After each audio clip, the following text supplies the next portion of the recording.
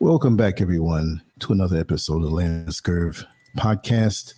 This banner might look very familiar to you because it's the banner I used on a prior show that didn't get a chance to finish because I got a phone call that I had to go. And I was expecting that phone call, but not as early as it came, so I had to cut it short. Now, this is news that's not necessarily current up to the very day.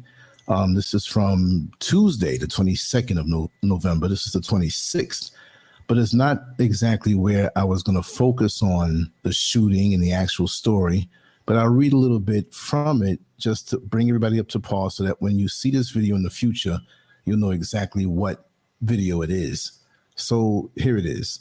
Chesapeake, Virginia. A Chesapeake, Virginia Walmart employee shot and killed 6 people before turning the gun on himself Tuesday night in a mass killing that struck the nation just before the Thanksgiving holiday.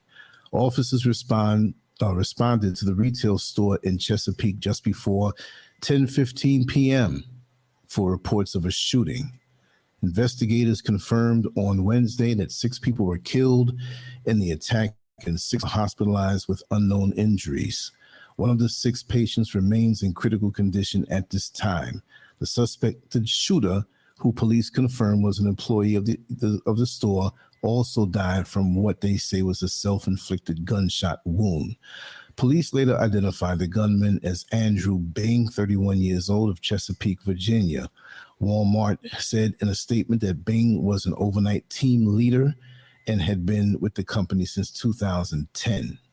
Police searched the shooter's home and said that they have no reason to believe there is a threat to the community.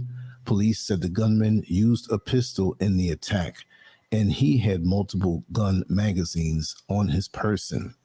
Police believe at least 50 people may have been inside the store at the time of the attack, and they are asking anyone who was or may have information on the incident to call the FBI at 1-800-CALL-FBI.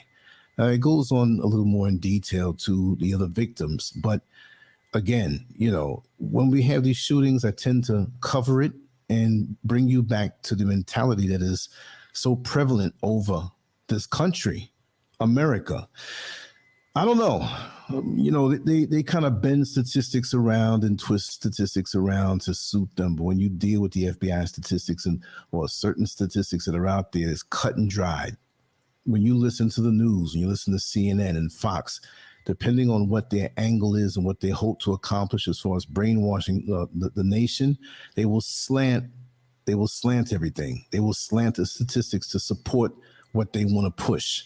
So you have to do your own homework. That's the bottom line. You can't just trust these people reporting the news. You got to get it directly. Giant Gain, Oyala, Black Ace, welcome. This is not going to be a long one. Maybe every time I say that, it always ends up being longer, right? I got to see. I'm not going to mention the guests, but they may come on later on. They told me they want to come on later on. So let's see. It'll be very powerful if it is. And this is not the last stream I'm going to do for the night. But why is it that in America, the numbers of these shootings are up so high? Especially when you can get weapons in any country, pretty much. Some places are a little tougher. Some are not as tough. Take UK, for example. They watch the guns that the people have, even though I believe they have them. But could you imagine the charges if you use one? So there are a lot more stabbings. So I'm not going to relieve the UK of the same type of spirit, because you have a lot of knife fights and stabbings. And I'm quite sure if they had guns over there, it'll be the same thing as over here. So what is that spirit? What is that mentality? Why are Americans overall so violent when it comes to this whole mass shooting gun situation? And believe it or not, this happens more than they report, because if they had to report everyone, every news platform would be the crime channel, would be the mass shooting channel. Because what is it? I'm not sure. Anybody correct me here, please. What is it? More than 2, more than 3, more than 4? What constitutes a mass shooting? It doesn't mean you have to shoot up 20 people. It's less than a handful. I know that.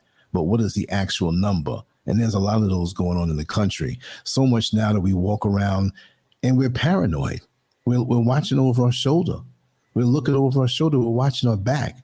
This is a different world than the world that I grew up in. Yes, there was racism and shootings and lynchings and all of that stuff, but just the random open fire that was like quite strange. But now it's such a common thing. Does it have anything to do with CERN and the releasing of all these demons across the land? This has been going on for a while. So we can't say all the way that it's that, but it's definitely some type of deficiency. It's just like when you have some type of ailment and it's caused by a deficiency in a vitamin and a mineral. Well, this is a spiritual deficiency. It's a thing that's lacking spiritually. And some people say, well, you need to go to church more. Well, that's not helping because there's countless people going to church. So what is the deficiency in? I'm not going to even say us, those who do this. And this is rare. You see a black man who did a shooting like this. It's rare. And he's 31 years old, pretty young, been working at that company for 10 years. So what was bottled up inside of him? And what is bottled up inside of these people who do things like this out of nowhere because it's very much premeditated? They're looking at you, thinking, yeah, tomorrow I'm going to shoot and kill you. I'm going to shoot and kill you. I'm going to kill you. What kind of mentality is that? You don't have to go to war to run into people who have that mentality because it's a war right here in the United States. It can happen anywhere. And we look at these things like somebody else, yes, in Chesapeake, Virginia. I don't live in Chesapeake.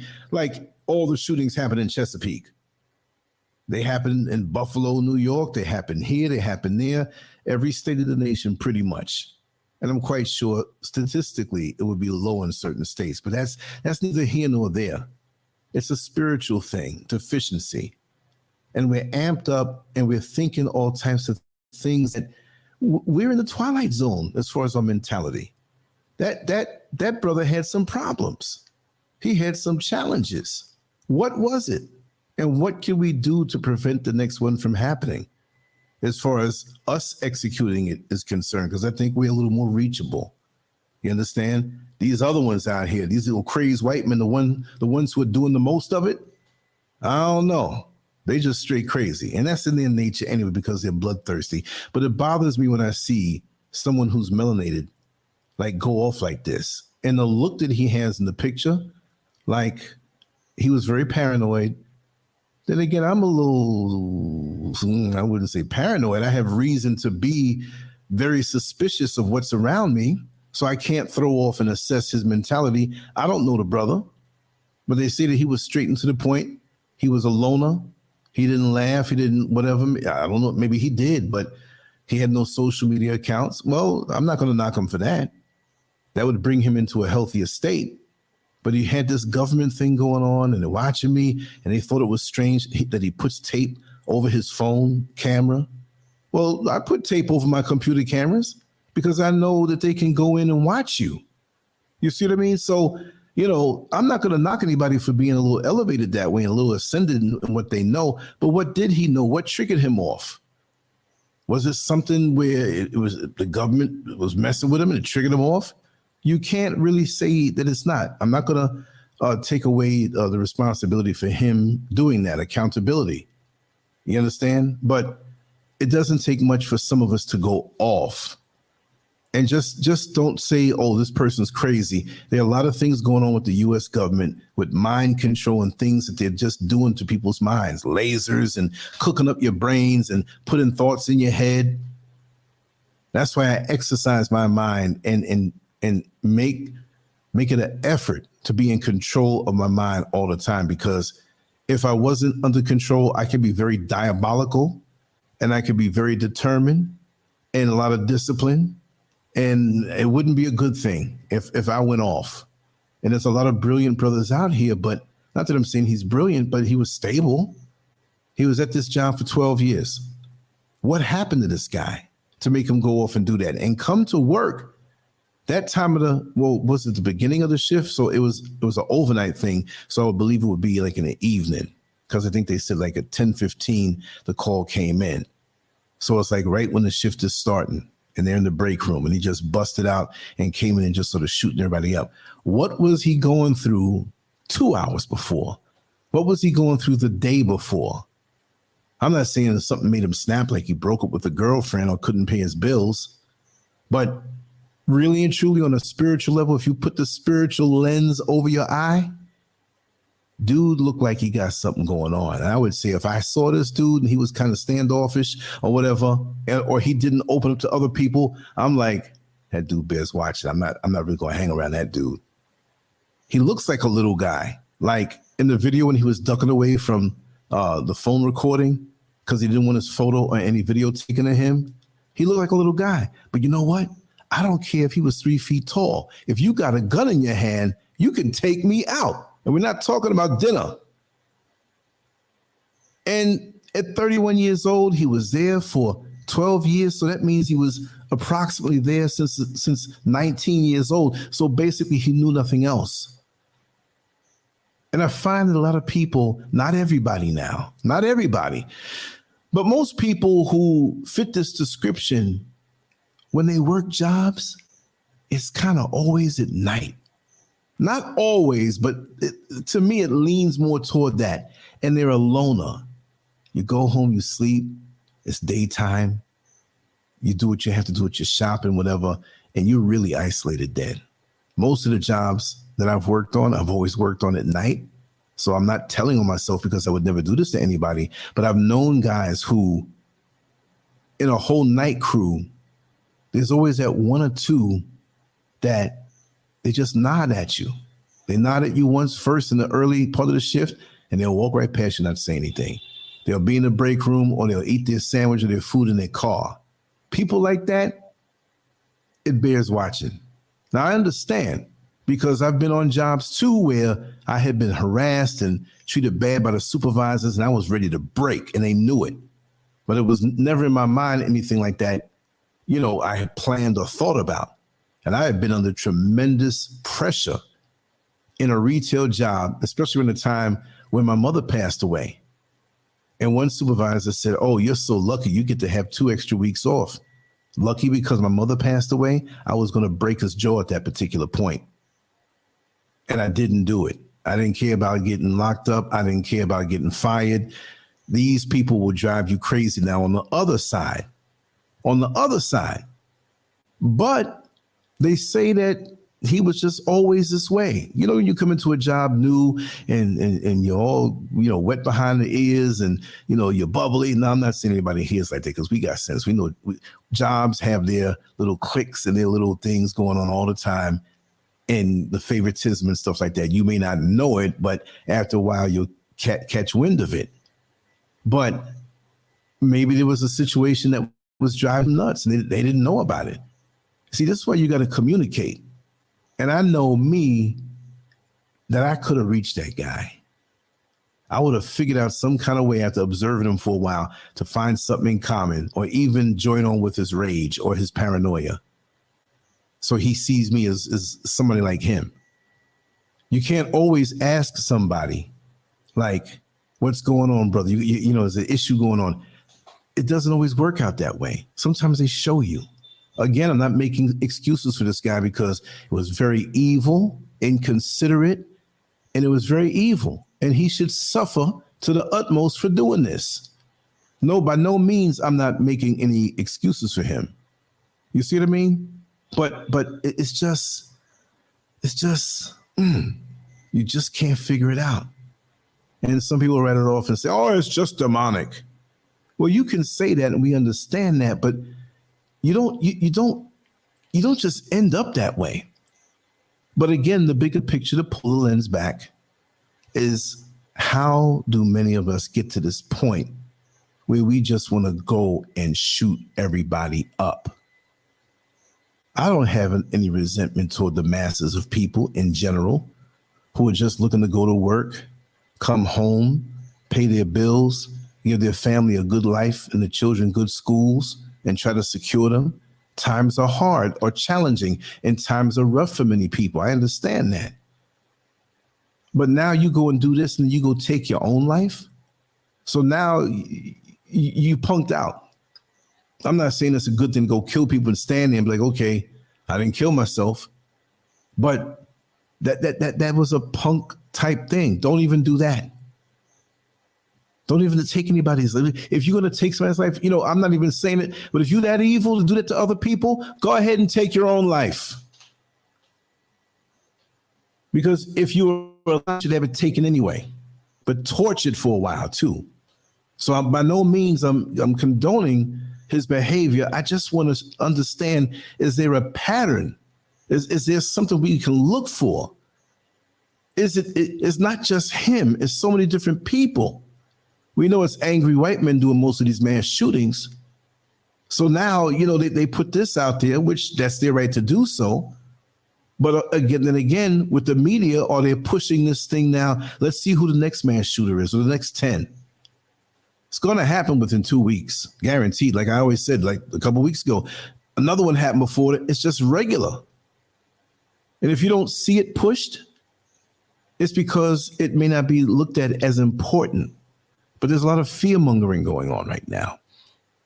You see, we got to understand, when you look at these different networks, headline news, CNN, Fox, whatever, leaning toward the right, leaning toward the left, they only have but so much time to put out so much news, unless it happens to be something 24 hours. And sometimes they'll completely ignore certain things. They'll completely ignore the things that affect the Black community in a crucial way. So this is why we do have to use different websites or social media platforms and talk to each other directly. They are useful, but there's a lot that's not reported out there. There's a lot of things that we don't even know that happened.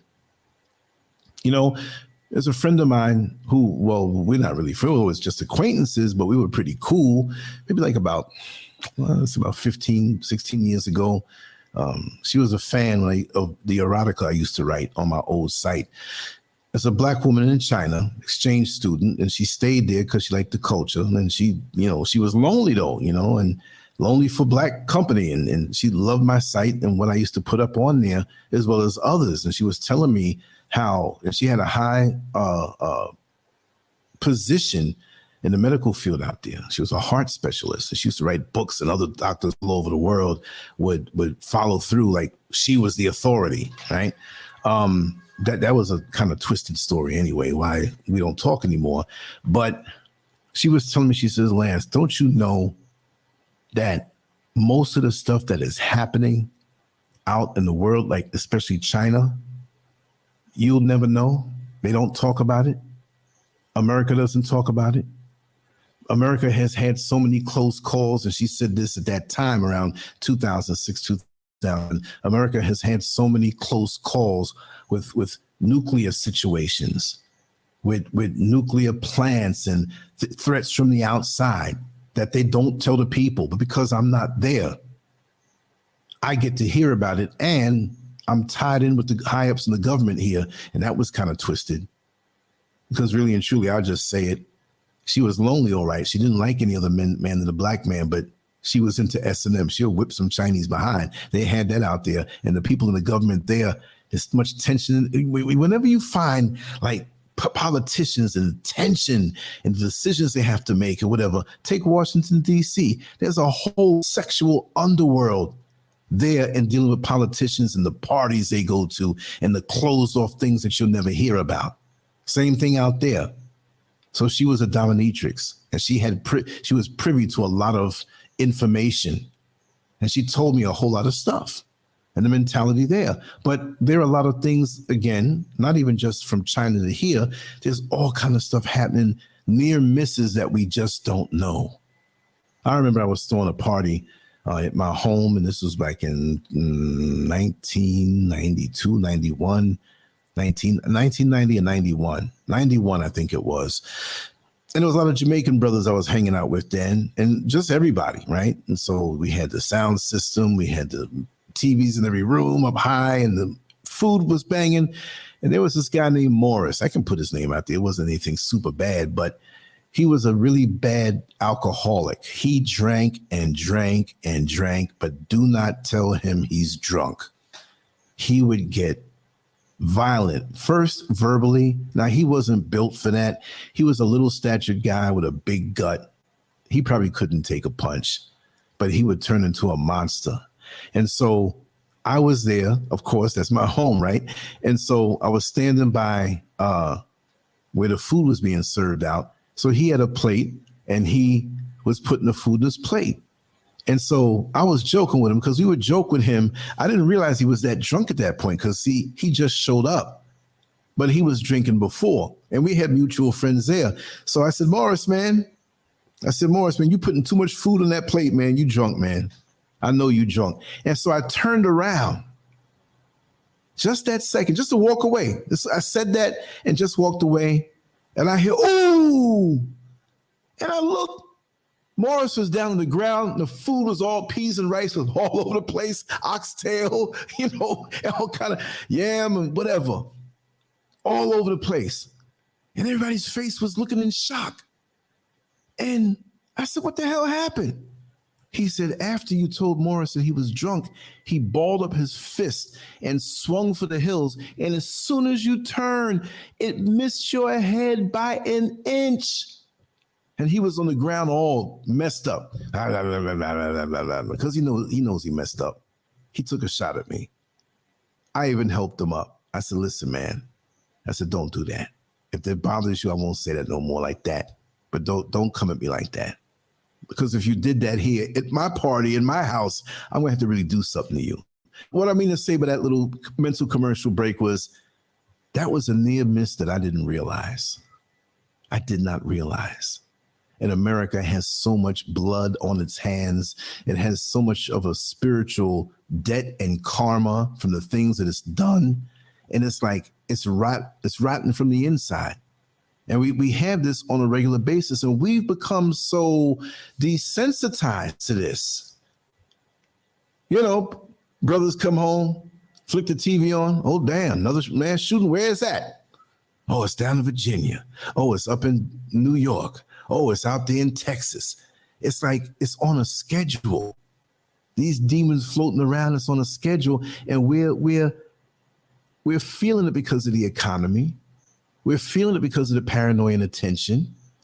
And even us folks who, none of us, we're all special. I'm just saying as a figure of speech. Us regular folks, you know what I mean? That consider, well, I'm working, I'm taking care of my family, I'm trying to live a good life, and that's it. We're feeling it. Some of us are starting to think thoughts too, like things we shouldn't be thinking. That are violent, that are a little more than whatever. We're so amped up walking around, and many of us are not even built for this. I feel a little more fragile than I did 10 years ago and 20 years ago. I used to feel like Superman for many, many decades. I'm not going to say I don't still feel good and can handle myself and can defend myself, but I'd rather not go that way. Because I ain't the man I used to be 30, 40 years ago. You know what I mean? And I would not even lie to myself. But the thing is that we're so amped up and we see things. Look, we get on YouTube. And I was just watching an old Michael Jackson video, Billie Jean. And it always reminded me when I would come home from the gym late at night. I used to have to come from Ridgewood, Queens, dip through Brooklyn on the train because it was like right on the borderline. Take another train and come back. And by that time, it was running local. So I was walking down maybe like about 2 miles from Lefferts Boulevard to where I lived on 134th Street.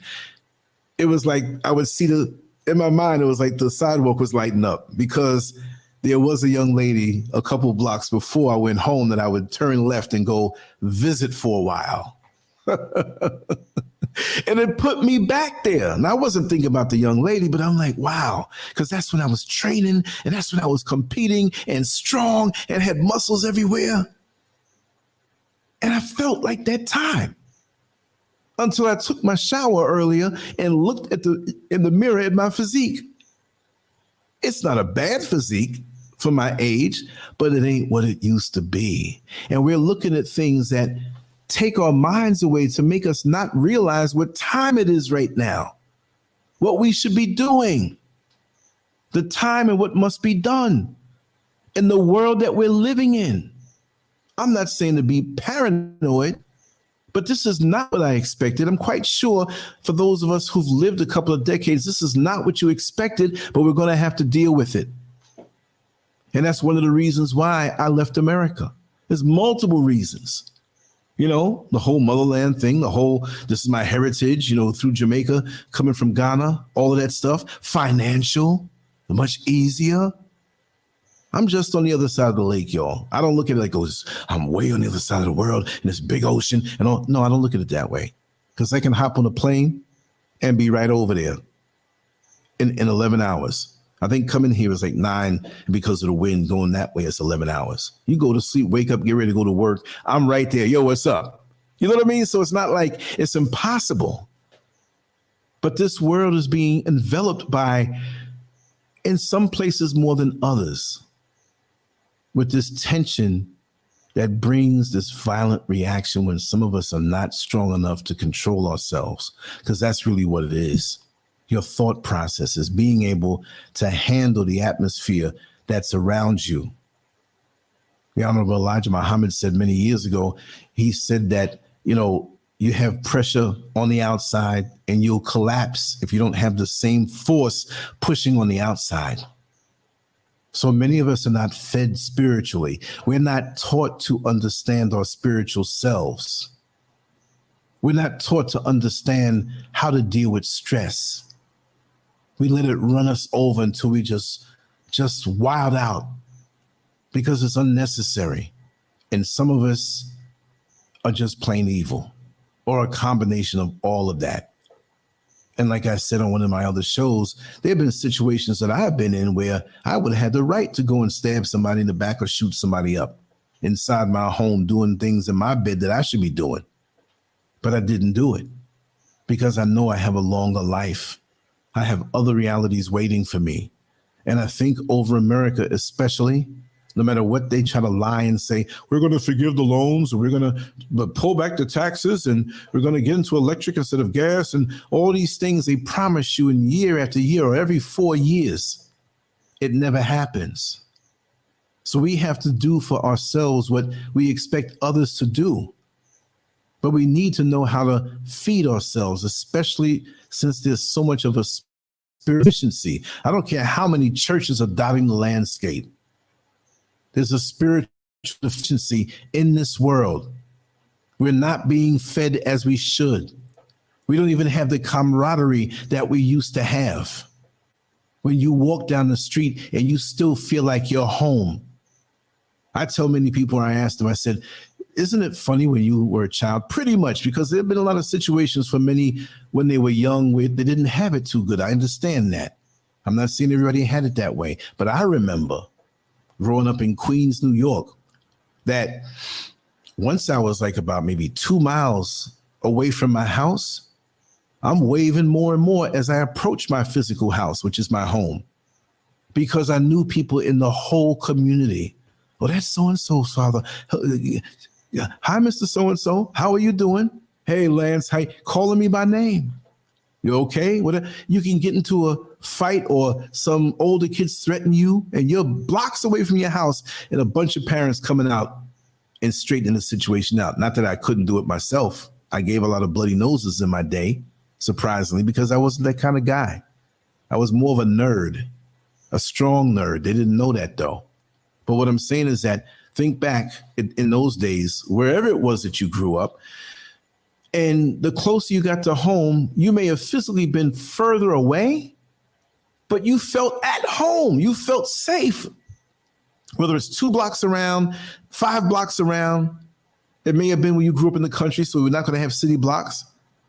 But that was your area, and you felt relaxed because you knew the workings and inner workings of that area. You knew the people who own the stores. You know everybody on your block or within a certain circumference around where you live, what they did for a living, who they were. You know what I mean? You went to school with some of those kids, and that's what helped too. But now, most of the time, we don't feel at home as far as that radius, that area around, until we push the key in our door and close the door. You might even know the names of some of the people, but there's a distance. So that being said, look at this guy here on the banner. Look at him. You don't get that from him. And a lot of us are walking around zombified, disconnected from reality and we really don't know. And so now we don't value human life. We have all these mentalities in our head. You watching these action movies where they're killing people, you playing these games where they're killing people, and you getting off on that. You understand? And so that's how your mind works. So it's easy because you're disconnected from people that way. I'm not saying go and hug up all the strangers and whatnot. You don't know what you're hugging. But take time and get to kind of reason with yourself who is who around you. Because like there was a young lady who did an interview who didn't get shot, but she was in that break room when bullets were flying. And you can see that she was very much affected. Not at first, though. She was very strong. She appeared to be very strong. But I watched everything. And so the white man that was interviewing her, he did a very good job. He wasn't too intrusive. He was very calm and considerate. I have to give him this credit. And she was very, and I'm not saying articulate like they say, well, black people, oh, you're so articulate. I do mean articulate after the trauma. Had nothing to do with her being black. Like, oh, that's a step up when you go to, most niggas can't talk. No, I wasn't saying that. But to go through that and see the heads of people next to you get blown off and the gun pass in front of you, even though he was across the room by the door, I was watching. I'm like, yo, I know I'm not going to say I would have broke down crying. Maybe tears would have came out as I recall that, because I'm very emotional, but not emotional. Oh, you too emotional, man. No, I acknowledge my emotions, but I'm strong with it. That's how I fight, off of emotion too. And that's an unlimited source for me to draw from. I play music, I get emotional. I draw my pictures, I get emotional. I think things, and if I got to lift something heavy, I get emotional and I get my strength. It's in the mind and in the heart. We do stupid things with our mind, but our hearts are pure. And if you can tap into that heart strength, you can do anything. And you scale a wall if I have to. When the adrenaline is pumping, trust me, we do things that we didn't think we can do. But there's definitely something different. Now, you have people who, even when they push the key into their apartment, into their house, into their condo, into their shack, or if they live under a tree, whatever it is, even you coming inside your home or a house if it's not a home, and you still not getting along with the folks there until you go in your room. And even then, you see, we don't know what people are dealing with when they go home. Some people only have privacy and peace and tranquility because they live with other people, and the only place that they can feel a sense of solitude is sitting on the toilet bowl. Sitting on the toilet bowl sometime with their pants up, not even having to do anything. I just get away and just sit down for a second and have peace of mind. I don't want some of these people looking at me. I don't want, you know what I mean? I'm not even saying it's a rooming house, but they could be DNA sharers, and it's torture to come home. Again, I'm just going through possibilities. I'm not saying that this was his excuse to do that, because that's not an excuse. But just like your physical body sweats, your emotions need to be sweating. It's like the shirt that I made. It's not sweat. I'm not crying. It's just emotional sweat. The tears sometimes they come down from the pain, but lots of times we hold it in. I know some people that are emotionally constipated, but they appear to be strong, but they are hurting on the inside, and they put the facade up. Some of us men, we do that. We have to be strong. We cannot show emotion. And there's some women who support that too. That if a man cries, that is automatic weakness. You can't make anybody see you that way. This is what makes people rigid to the point of breaking. So quite possibly this was his situation. Maybe he was hurt along, and again, it's not an excuse for what he did. Because when you premeditate, or in a premeditated fashion, get your magazines up and your pistols up and you go and you do this, well, it's too late then. It's too late then.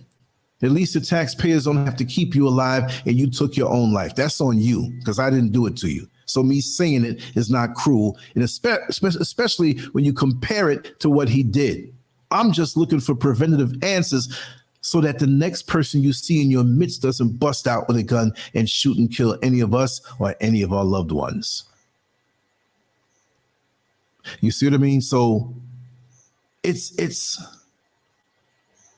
all of our responsibility. If you see something strange in a person, in the action, or stay away from them. But alert somebody. Don't just say, "Oh, he weird," because that weirdness might be coming back on you. But if we were full and saturated with happiness, not that every day is going to be some Prozac feeling, everyday happiness, euphoria, post-orgasmic feeling. No, you're going to go through days, look, brothers don't even realize our sisters go through the monthly situation. Then the cramps. Then the lack of iron and they feel tired, but they got to take care of the kids and cook the dinner, go to work too, all this, all that. We ain't got to go through all that, but it's mostly men doing this stuff. Ain't that something? So that shows you proof positive. Not that that's just one set of criteria that I would say a woman is strong or stronger. But we break out and freak out over the smallest things.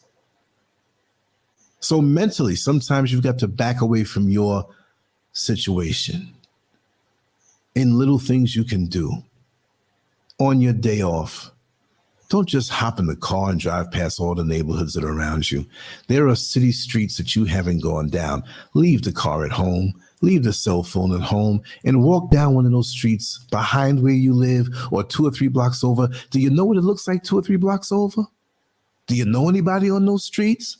Well, I'm my business. Take your time. Wear something different. Don't wear the same thing. If you wear a uniform to go to work, don't wear it for hours and hours and shopping or whatever. You're going to still feel like you're at work. They're little mental stress relievers that we can do. There's certain music that I love from the 70s when I was doing all this drawing and I was in junior high school, elementary school, and I play those songs. I become that little boy again without a worry in the world. Sister Oyala said in our little conversation, she said, how do you do it? How do you go day in and day out without snapping? How do you do it without freaking out, or whatever the term she used? Because when I'm offline, I'm offline. I might be thinking about doing something online, but it won't get me because I'm not there all the time. I bring something and drop it off to you and bounce. But these are my real thoughts. I didn't make a script for this. I started this out the other day and I had to go. And I was really pushing it because I'm like, I know I didn't have enough time, but I started out this particular program. So the cut version, I think, is still on Facebook. I think the thing lasts like 4 or 5 minutes. I had to go. I had to walk away from the mic and tell them where to come pick me up and everything like that. And then you saw the footage of when I was with the other folks by the waterfall and the YouTube creators and everything. I had fun that day. That was something of a mental release. Do something different. A lot of us are scared to go beyond these imaginary barriers that we have. Like we fall into habits that keep us trapped. We're literally, sometimes we're inside and we're afraid to go outside, afraid to do something new. I don't want to go to that get together. I don't know. They might not like me. They may make fun of me. They may pick at some insecurity I have. I got to lose weight before I go. I got to go to the dentist before I go. You know what I mean? Come on, just go. It doesn't mean you have to always go around people. You can be alone into yourself in healing in your own thoughts amongst crowds. Or if you want to go to the beach or a park away from people, fine, but change up the rhythm. Change it up. Have it unpredictable. Not to get lewd, but people, Lance, man, my sex life is suffering. I said, when was the last time you took your woman up on the roof and screwed her there? Sorry to be lewd. When's the last time you found a dark alleyway and make her wear a dress and do your thing there? Spice it up. Change it up. Same time after work, before you go to bed, you watch we'll say 11:30 show that comes on. That used to be Johnny Carson, right? I don't know, but they always have that slot filled. And when that show goes off, we do a thing and fall asleep. Well, same way every night. Okay, it's gonna fall like that. Why should it be in the bedroom anyway? It should be in every room of the house. Go somewhere on the side of the highway, open up the doors where I can see you and do your thing right there. Oh, you crazy. Oh, but it's so good. These are the things that keep you from cracking up. I can well draw my artwork here, but why not go to the mall at the food court and open up my laptop and look at the picture I'm drawing from and draw there? Then people are going to come out, oh, that's pretty good. Wow, oh, you have a website? Wow, now you're meeting people in a different way. Take a walk. Just what we always feel we have to be on this mission. I'm going to go to the store today. I'm going to get out of there by 1:30 and then by 3:30. This is your day off and you're marking it up like it's some rigid work schedule. Loosen up. I don't know what I'm going to do tomorrow. I'll do something different tomorrow. I always now mix up different things since I have more time. You see, since they messed with my website and the other video hosting platform dropped my whole videos. But I got backup. And I put all of them back up on the site, on YouTube. And when I upload a video, it goes on the front site homepage right there automatically. The thing is, you'll see that when you go to some of the older posts, which I don't do those anymore for video, it'll say video not available. So I got to go and delete all of those, whatever, but that'll take time. But I'm free now. So something that may be looked at as a mishap had an advantage because I had an answer to it. So you just got to always be prepared, but feed into yourself. Find something every single day that you can just downright enjoy with no apologies. No apologies. An indulgence that's not destructive to you, your mind, body, or soul, your spirit, your emotions. Something that makes you know that you're enjoying life. You should have this every day. Many of us are trying to make ends meet, and we think it's always just something about money. It may not be just about money. Let's do the things that don't cost money. They're things that are free. To take a walk, you take a nice shower, a bath, and go out. Wear something comfortable. Stop wearing these rigid clothes. And feel the breeze on you. Feel the sun on you. Find a reason to laugh. Think of something funny. Bring a laugh to somebody else. I do funny stuff all the time. I'm very self-effacing. I don't take myself that serious. I make jokes about me to get a laugh lots of times. Well, you so crazy. And I'm saying you laughing because you thought that already. When the comedian comes out on stage and he says something funny, it's not that it's funny. It's that you agreeing with it because it happened to you. Comedian come out sometime and talk about, oh, I had a 1-ply accident when I was in the bathroom. 1-ply, like you get 2-ply toilet paper. You know that toilet paper that they have in those public spots that they trying to save on money. So they find a way to get 1-ply, the kind that your finger slips through. And they talk about that situation funny and it's disgusting. But at the same time, oh man, that happened to me too. And you start laughing because it was something embarrassing. It's something that you keep to yourself. But now he knows about that. So you feel closer to this person who made you laugh. As a society overall, this is what we need, that we can give each other a lighthearted feel with no price attached. With no price attached. No, not when they're trying to, okay, I'll do this for you, but you got to pay me this. Now, if it's a business transaction and you want to keep money out of it, you barter. But you can only get when you give. And maybe this gentleman here, which I really don't mean to call him a gentleman, oh, maybe he wasn't into giving.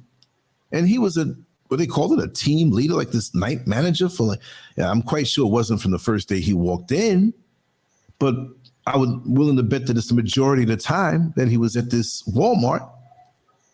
And what happened?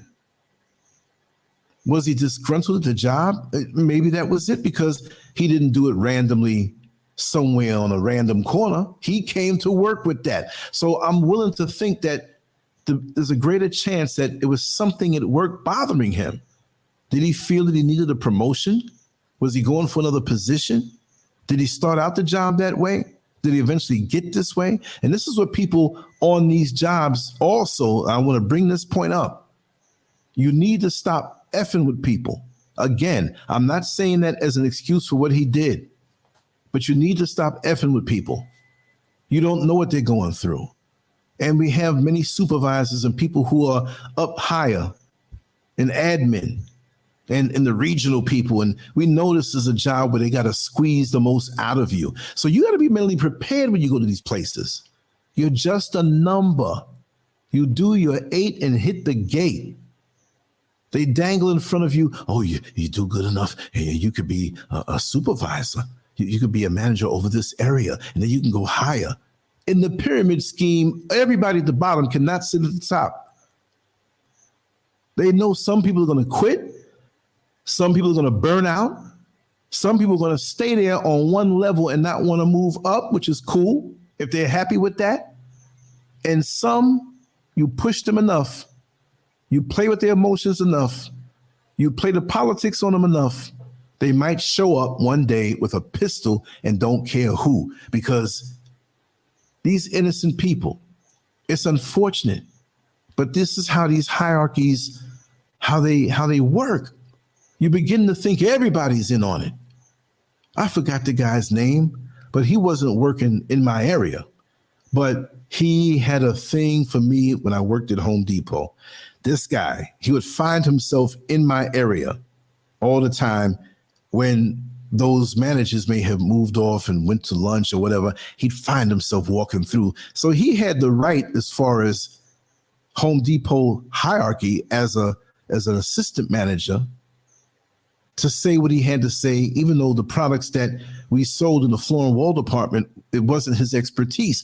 But it was like, okay, it's like the police. You know what I mean? They go over the jurisdiction line a little bit. They still got the right to stop if you beating your wife and stop it. Okay, granted. But now you're going to stand over me like somebody's slave master.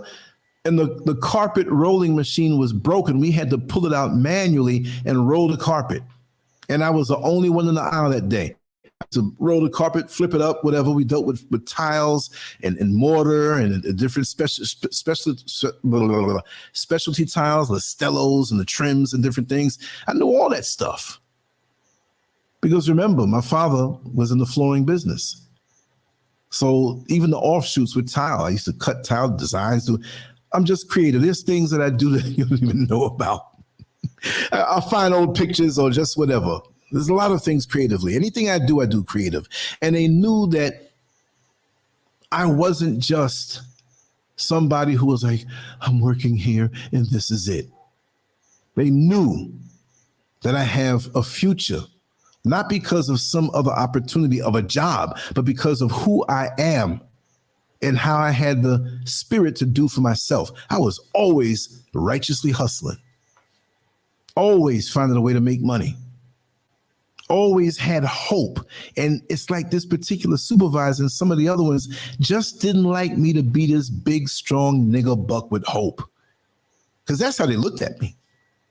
And that was back in the early 90s. I had stopped training from 85, but I still had a very muscular body. And they were very intimidated. And I know that. But they were more intimidated because of my intelligence, how I'd speak to them. And so this joker had a nerve to stand over me when I was bent over on my knees, rolling carpet, and I felt his knee in my back, and he's looking over me. I stood up, and I looked in that white man's face, and I said, you need to leave now. I'm not going to say next time, but you need to back up and leave now from what you just did, because there's no way, mentally, spiritually, or physically, that you can deal with the tsunami of who I am. Now you need to go. He backed up and tripped over a tile or something, felt stupid. And then I hear all these supervisors come. I said, what was the point for him putting his knee in my back? See, he was a prick with so many people though. And he met his doom on that job. not in a beat down, but he was messing with one of the sales receptionists, the ones in the phone, answering the phone calls and stuff, and forwarding the calls over to each department. He was messing with her. He was married. She was married. So on the night shift, they take their break together in the backseat of his car in the parking lot. I knew what was up, and he got busted, and he kept messing with her, and it came out. So then he found out that she was messing with somebody else on the job, and he came there because he got transferred out. See, that's that white privilege. See, that was me doing that, I would have been fired. They transferred him, just like they transfer these Roman Catholic priests when they molest a kid and they don't do nothing to them. They send them somewhere else so they can do it somewhere else. And other people are like, oh, he's new. We can trust him. And he's looking at your kids. Well, he gave her the beat down.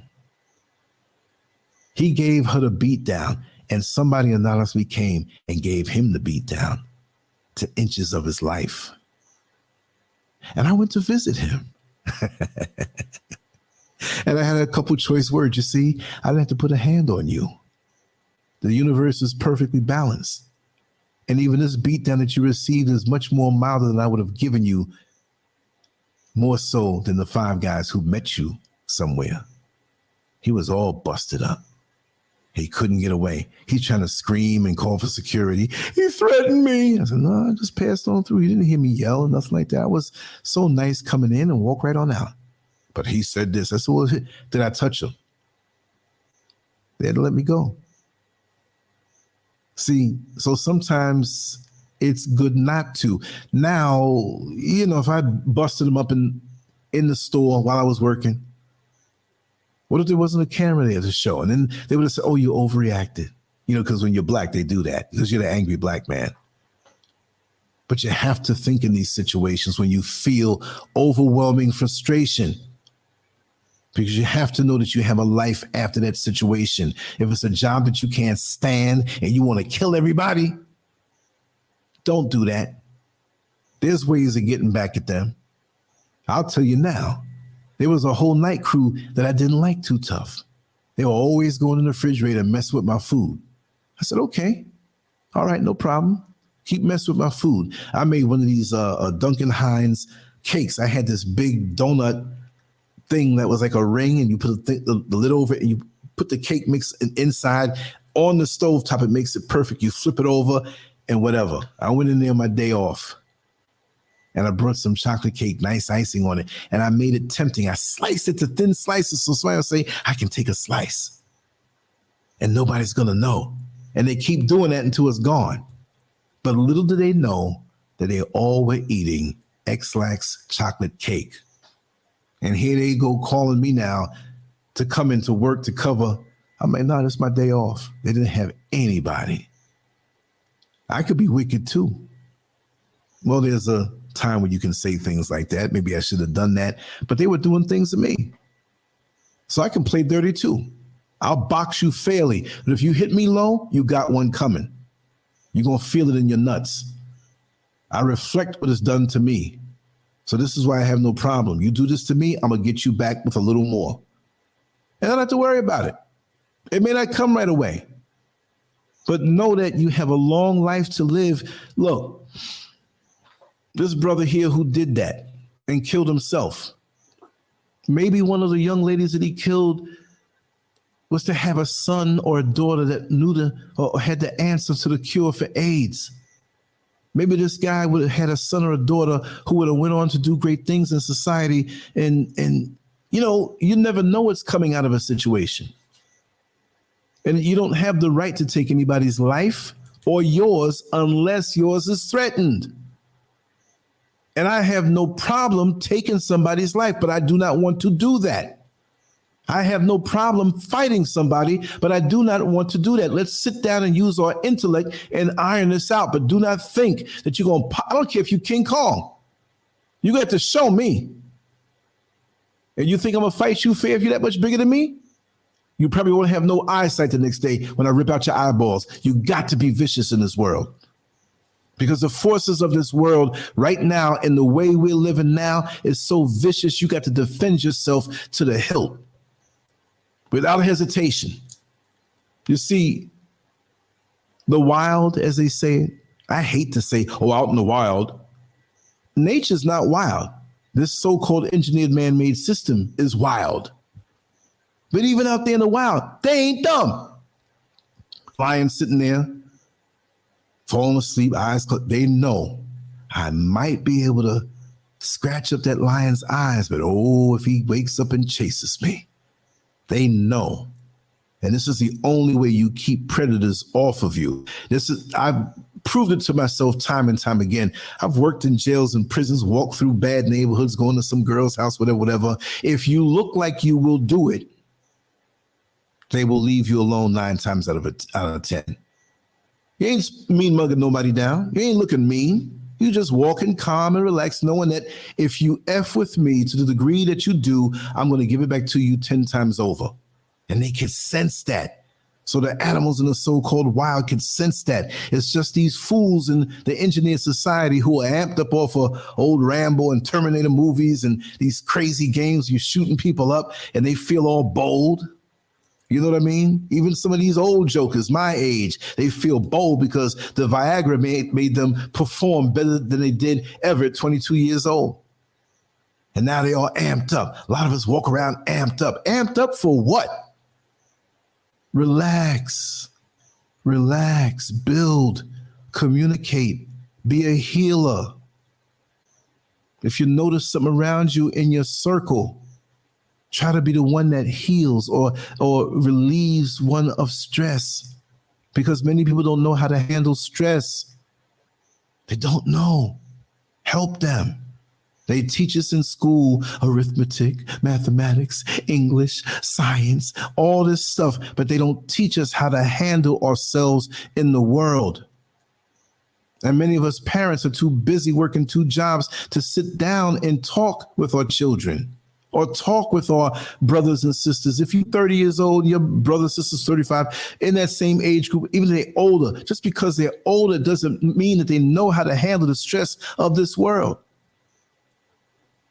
And the way society is, you can't tell me it's not engineered to be that way, to cook us all unknowingly. Like you got the shrimp or the frog inside the water, and they're laying back, and there's a fire under them, but the water's still cold and it starts to get hot slowly but surely. And then it hits them. Shoot, this thing is boiling. Well, where are your stress relief valves that are supposed to be built in to your psyche, into your daily routine?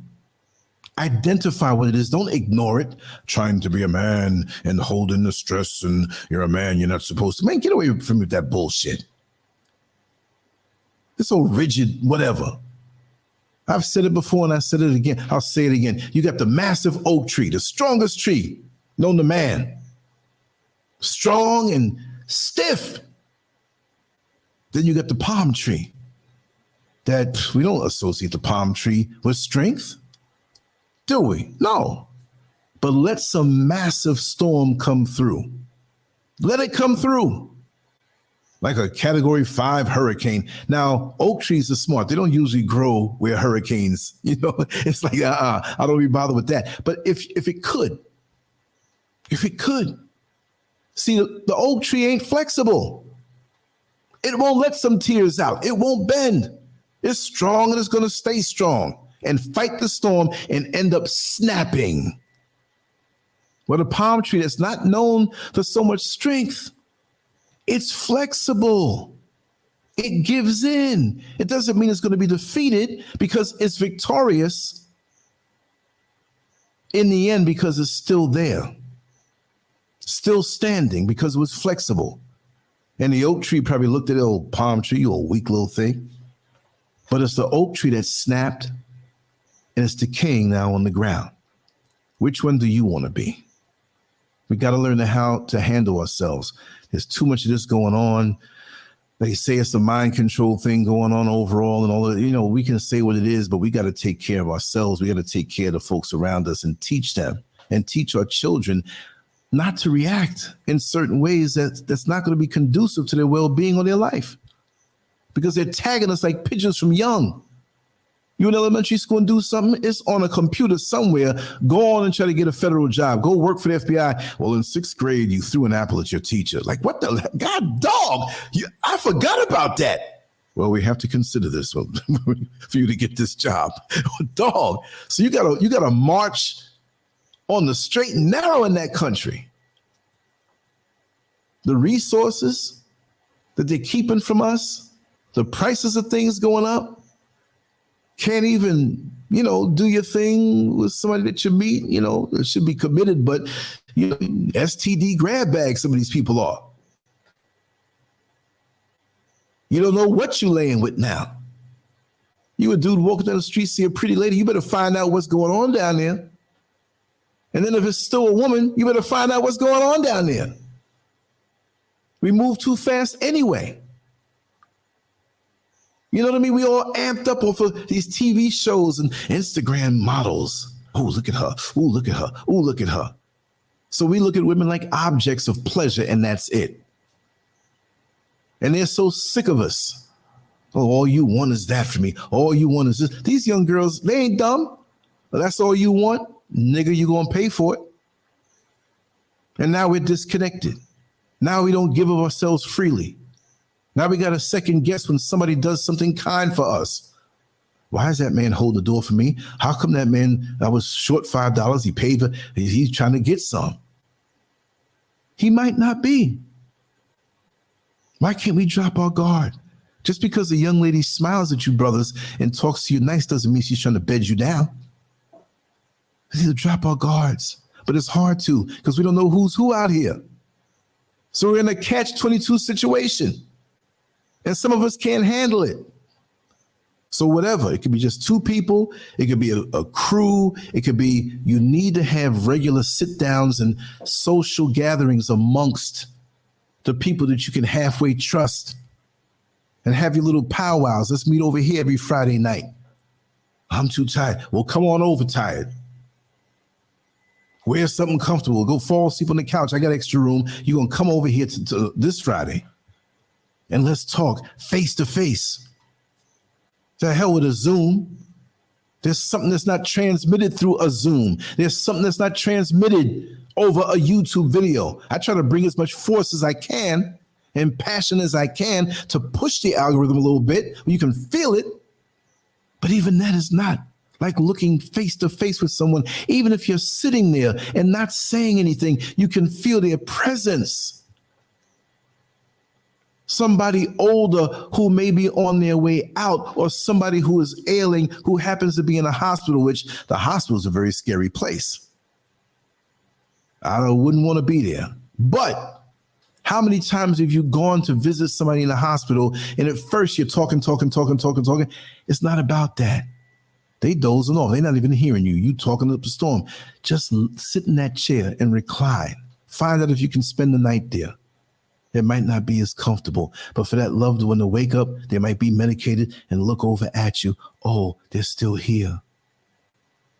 You've given them your presence. That's the most precious thing. And really and truly, that's the most precious thing that we can give to each other and create some nice memories and be there with them.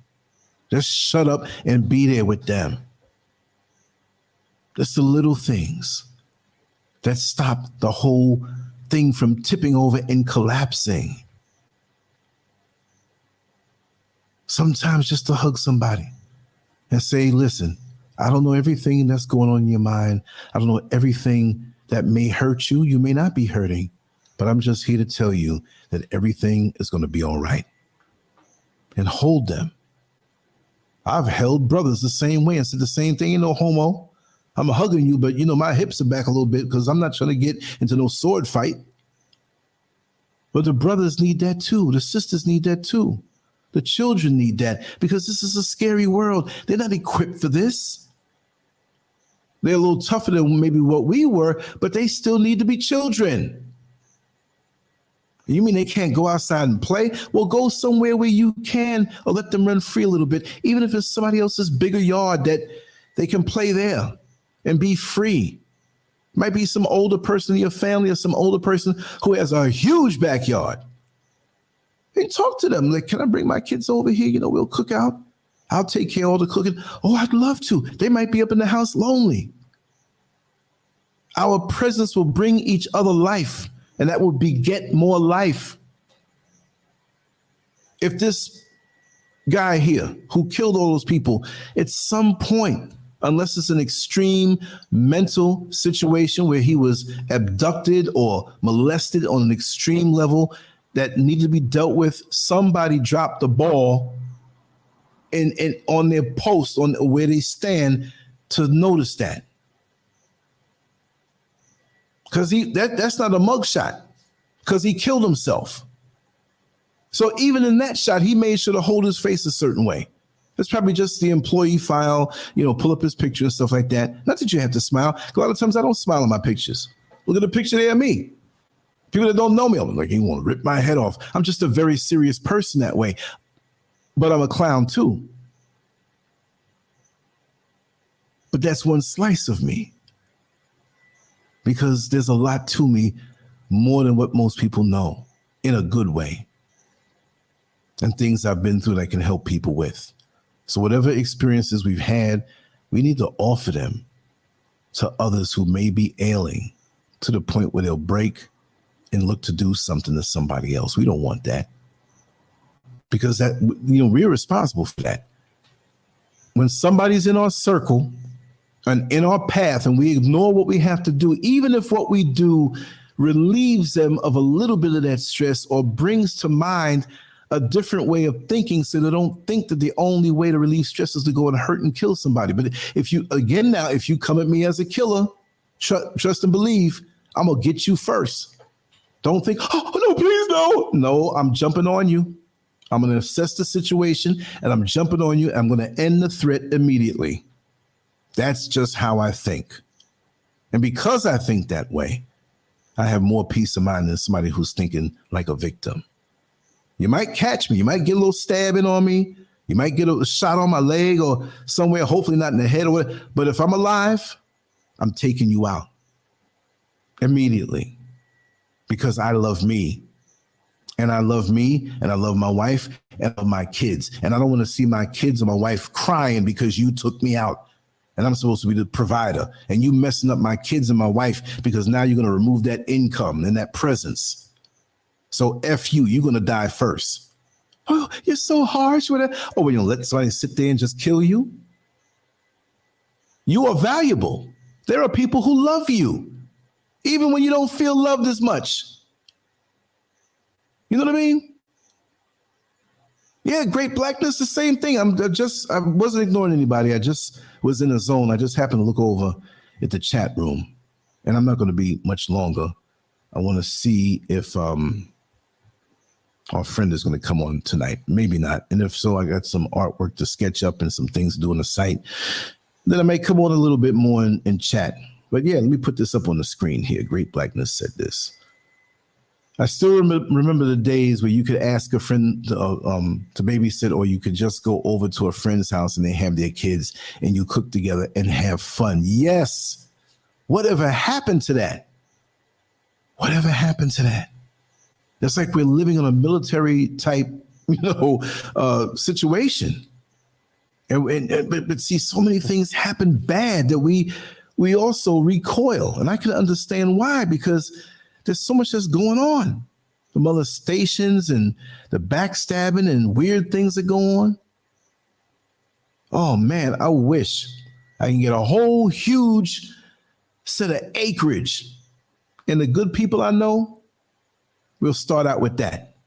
And then we'll build it up. You bring the good people, whatever, and we'll have a way of keeping ourselves in check. If there's a misunderstanding as a community, we'll deal with it. Not to chastise anybody, but look, this is what we don't do certain things here. We respect each other. We're not up in each other's business, but we're there as family, respectably. And we're here to help you. We're here to make everybody win, everybody grow, everybody be happy. Everybody have the best conditions for a happy life that we can possibly do, and to know that we're here for you sincerely. We're not here for you because we want to go to bed with you. We're not here for you because we want to get that money out of you. I don't care if you drive a Mercedes and I drive an old Pinto. I'm happy. The sun shines on all of us and we all can get better and ascend. And once we think that way and get this white man's way of thinking, or this capitalistic way, oh, I got mine and you, I don't know, I don't care about you. So look, most of us are doomed because of that anyway. And I ain't against nobody trying to, become a millionaire or whatever. Because look, if I was a millionaire, a lot of people gonna benefit from that. A lot of people. And in today's economy, really and truly, what is a millionaire? I toss you $100,000 in a year, and let's see how much you can get out. Now, some of us are brilliant, can flip it or discipline, but pretty much $100,000 20 and 30 years ago, man, $100,000. Now, you pay off a car loan. You can put a little bit down on your mortgage. You still gonna have one. That money's gone. Whatever debts we have, that money's gone. It's better than nothing. Give it to me. Hell, I'll take 10,000 right now. But what I'm saying is that that's just not the answer. It's got to be more than that. That vibration of love that we need to give to each other. This brother here didn't have none of that. He probably would reject it because he didn't trust it. I don't know his background. I'm assuming something traumatic happened to him. Again, I'm not making excuses. He deserves not to be here. That was very cruel. You see what I mean? That's what we need. There's a spiritual deficiency. I'm not talking about no other community right now because they don't give a damn about us. There may be some nice ones that talk, but they ain't going to stand up for us. In the black communities worldwide, more so in America and the UK, there's a spiritual deficiency with us. What would drive us crazy? We've always been a spiritual people, even in our decadence. I've been in whorehouses waiting for my friends because I ain't never paid for none. But I've been in whorehouses and seen women who didn't have customers at the time get their Chinese food and pray over the bad boy. I've seen more sincerity in whorehouses and caring and loving amongst the ones they call whores. I've seen more caring amongst heroin addicts, more camaraderie, but right as they're shooting the needle, they cracking jokes and nodding out. I've been around so many different types of people and experienced with it. I've seen more, and those of us who are in church and he's a bishop and this and this and that, and they in the church parking lot after the service gossiping about well, look at her shoes. She mashing down the back of them shoes. Them heels are ashy. What's wrong with her? So and so. Well, maybe she has a medical condition. Why don't you shut up? Why don't you help out? Maybe that's the only pair of shoes she got. Ain't nobody talking about them 5 rolls around your gut looking like 6 titties. So why are you going to talk about the lady? We all got things we can talk about. And we acknowledge them, and the only time you talk about it is to help and save face. You don't go blast out something all out in the open.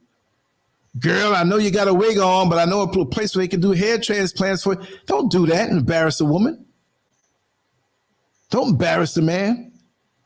Ooh, child, look at them guys out there swimming. They really hanging. You got a peanut in yours, and that's your husband?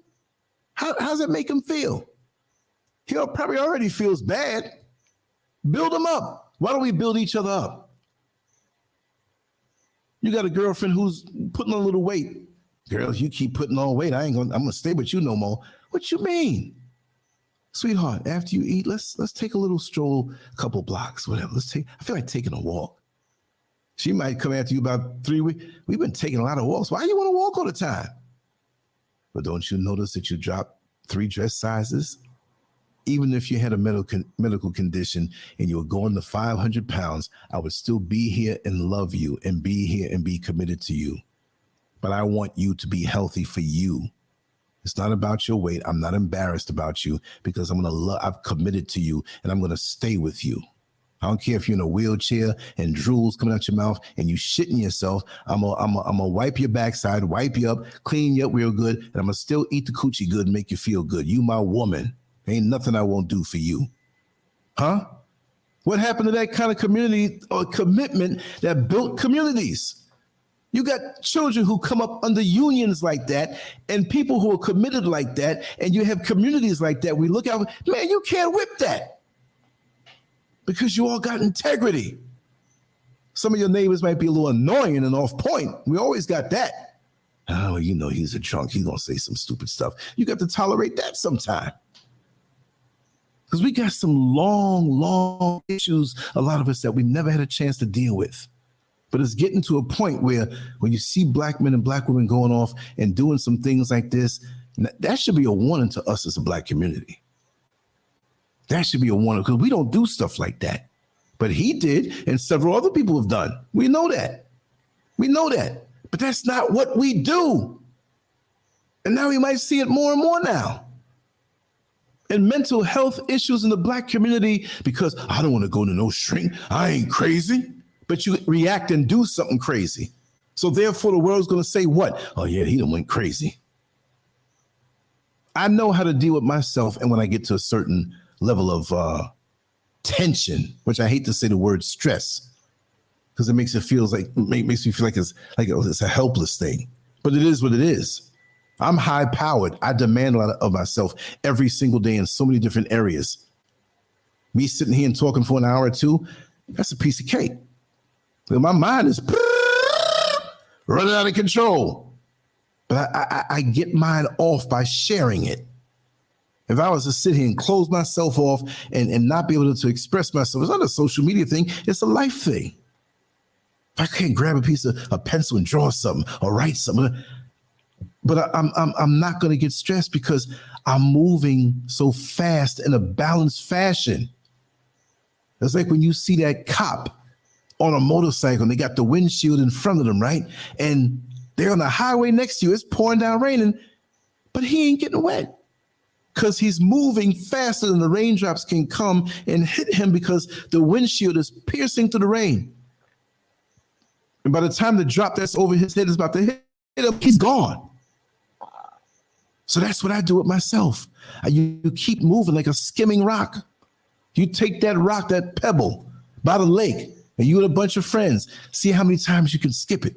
I skipped it one time, but you threw it wrong and the rock was heavy. You gotta get one of these smooth ones that's kind of small and throw it low. Choop, choop, choop, choop. Look, I skimmed it 4 times. You can't beat that. Oh, y'all only got 3. But the movement is what keeps you above water. And when you slow down, you will sink eventually. Doesn't mean you have to be running around. I'm gonna go to the club tonight. I'm gonna go to church tomorrow. I'm gonna go shopping tomorrow. I'm gonna go to my friend's house. No, you need to be still. But keep the movement and balance going. Keep something in front of you. I learned a long time ago when I used to compete as a bodybuilder. If I didn't have the next show, the next competition after that one ready, signed, sealed, and delivered, whether I won or lost, I got a 3rd place trophy, I would fall not into a depression, but without the goals and the momentum toward a next goal, I was like, man, what am I going to do? I was like that rock that finished skipping and was going down into the water. It wasn't a depression, but it was a purpose. And that's what I find with many of us. We don't have purpose. Paying the bills is not just purpose. We're supposed to do that. Paying your child support. Oh, I pay my child support. Nigga, you supposed to. If you got caught up in that system, and if you didn't do the right thing, you together, boom, you're still supposed to take care. You ain't saying nothing special. But what is your purpose? Your purpose is not to stay 30 years on no job and get some fake gold watch and a pat on the head and an extra $100 and a gift certificate to go to Denny's and eat. They done raped you then. What is your purpose beyond the job?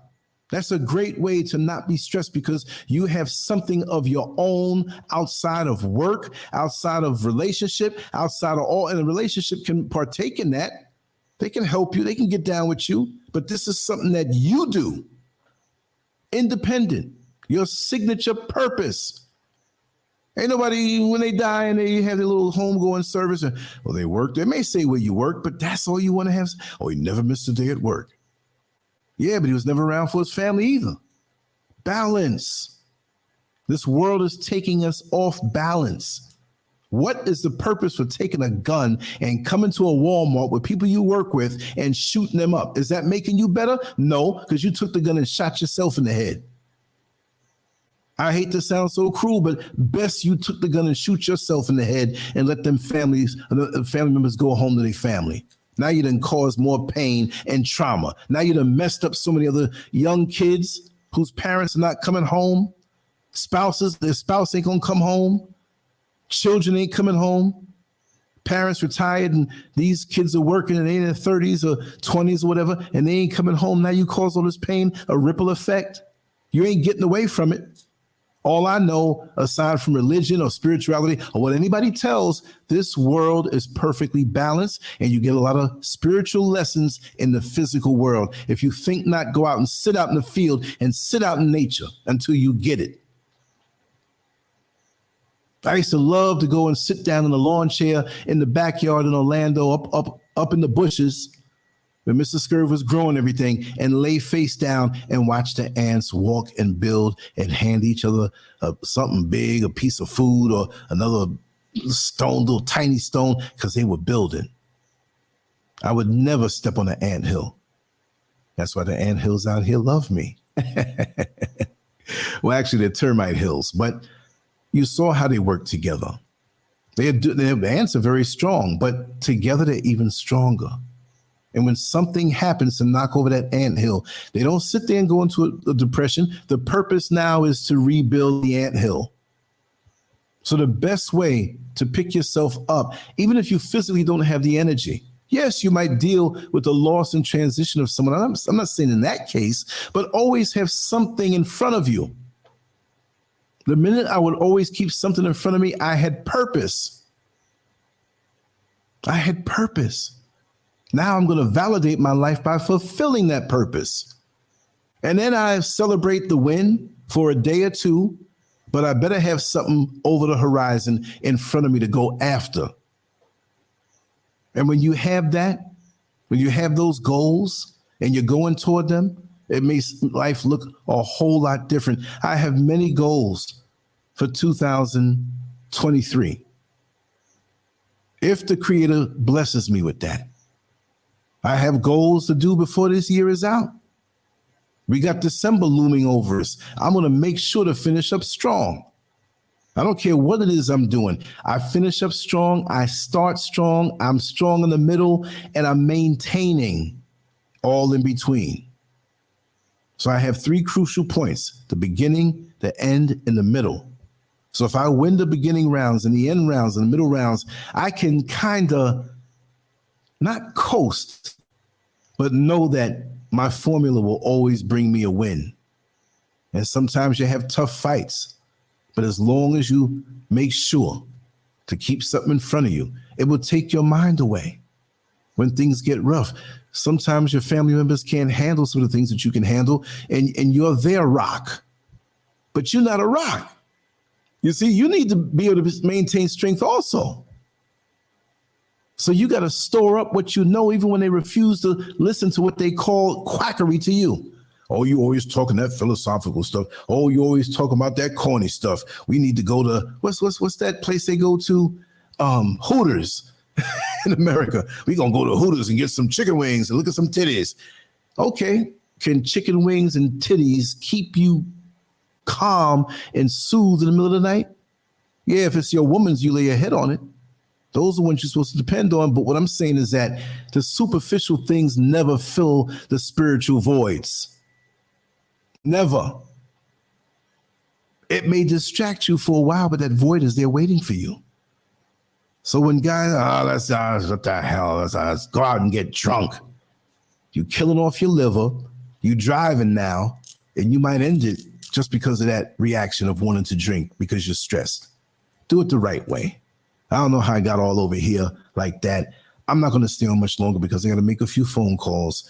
And like I said, I will probably be back, at least a recording or something. But I don't feel complete unless I do one more. I didn't have a chance to really look into the chat room. I was just kind of focused. But I wanted to do this show like I was going to do on, what day was that? Thursday morning. but I tried to squeeze in. I did a live show before that about the old men who still want to play. Check that one out. I still want to do the flip side about the women. And I'm going to tell you from now, not about women who just want to play, but those who are playing the system and playing men and gold diggers, and those who just want to use a man who, and this is not every woman. This is no resentment type show. It's not going to be something where, yeah, the women, these bees and so on, ain't no good. No, it's not about that. I'm talking about the specific ones who are like that. Unlike those who are here, our sisters here who are decent and upstanding. We ain't perfect, but I'm not talking about everybody. Like I always say, I go in with surgical precision on a topic. Then there will be somebody who doesn't know this platform and come in during the show. Look at him. He's woman bashing. Please help me out and let them know I'm not like that. Mr. Scurv has no problem with me. You see what I mean? So we will have people like that who pop in. And the sister who came in toward the end of that show and gave us that good word, I'm talking to her and we're going to make a nice time where she can come on in and go exclusive. Because the way she broke it down was beautiful. And I mishandled her when she first came in and I saw the name. And I was like, no, we ain't going to have no religious fanatics here. Get out of here. So and so and so. And when she came in and I let her in and she talked, I realized she was different. And I apologized to her in public, and I'm apologizing to her in private, and I'm apologizing to her in public. Although she's, oh, no. She says, I've been watching your show and I know your spirit. And I know how you feel. And I understood what it was. And I'm like, I'm still apologizing. And I'm going to say it publicly. When I'm wrong, I'm going to say it. I felt I was wrong, you know? So, but I didn't know. But that doesn't relieve me. So I still have to come back with some reparations, okay? That's how I am. That's called integrity. But if you screw me over, I'm going to get you. Anyway, y'all, I'm going to skedaddle out of here. I'm not going to skedaddle out of here. I'm still here, but I'm going to move on and do a few things here. And I want to come back. It's 11:35 here. I want to get up kind of early. I don't have to, but I still want to end up tonight probably with that particular topic or something a little more fun. I just want to say, may the families of the deceased, you know, if they find comfort, let's send good energy their way. Even though I don't know any of them, it doesn't matter who they are, what the race is. It was unfortunate that this happened to them. And I hope justice prevails in the afterlife for this individual. Maybe he needs understanding. Maybe he was on fire for something that happened to him, and you know, maybe the wisdom of the Creator is a little greater than ours, and we want him to be in pain. But maybe he was putting. We don't know. We just want healing and peace for everybody out here, and I wish death on those who wish death on me. You see what I mean? And it's all balanced. Anyway, much love to you all. I will be back. Thank you so much for spending your time here with me. And I will look at the chat room in a little while on the way out because I got to do some things. But I hope you enjoyed the dialogue and the rant and everything. And I'll try to keep it that way all the time. All right. But anyway, peace. Let's bring this music on. Like, share, and subscribe. Take it away, feeling too good to me.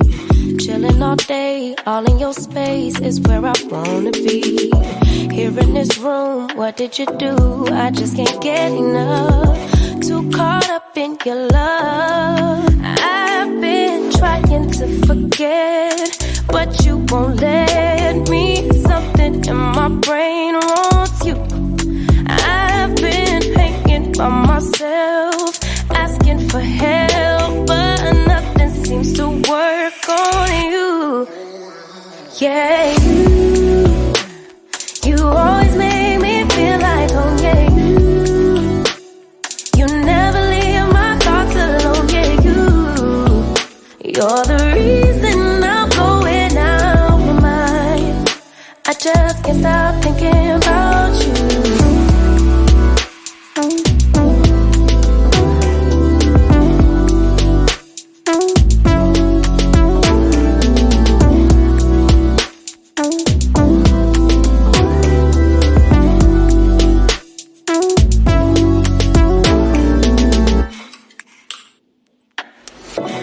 All that I crave when you're away, nights are sleepless. Do we need space? Yeah, maybe a break. Boy, you're my weakness. Give and we take, the love that we make, it's my favorite drug. Too caught up in your love. I've been trying to forget, but you won't let me. Something in my brain wants you. I've been hanging by myself, asking for help, but nothing seems to work on you. Yeah, you always make me feel like home. Yeah, you never leave my thoughts alone. Yeah, you're the reason I'm going out my mind. I just can't stop thinking about you. You got me feeling some type of way. You make me wanna stay in all day. You're the reason I can't get out my head. I just can't stop thinking about you. I just can't stop thinking about you. I just can't stop thinking about you. I just can't stop thinking about you. I just can't stop thinking about you.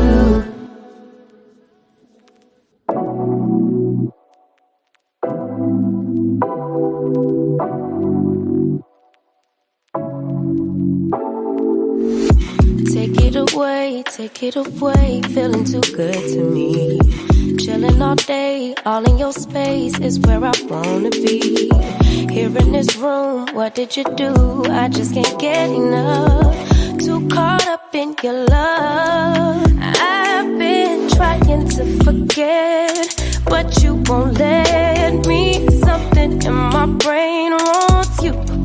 I've been hanging by myself, asking for help, but nothing seems to work on you. Yeah, you always make me feel like home. Yeah,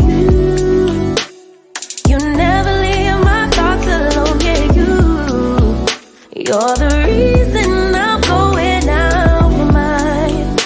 I just can't stop thinking about you.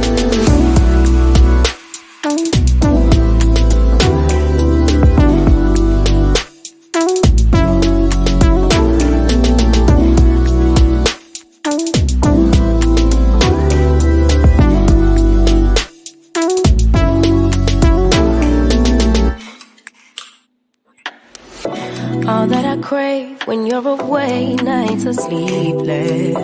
Do we need space? Yeah, maybe a break. Boy, you're my weakness. Give and we take, the love that we make, it's my favorite drug. Too caught up in your love. I've been trying to forget, but you won't let me. Something in my brain wants you. I've been hanging by myself, asking for help, but nothing seems to work on you. Yeah, you always make me feel like home. Yeah, you never leave my thoughts alone. Yeah, you're the reason I'm going out my mind. I just can't stop thinking about you. You got me feeling some type of way. You make me wanna stay in all day. You're the reason I can't get out my head. I just can't stop thinking about you. I just can't stop thinking about you. I just can't stop thinking about you. I just can't stop thinking about you. I just can't stop thinking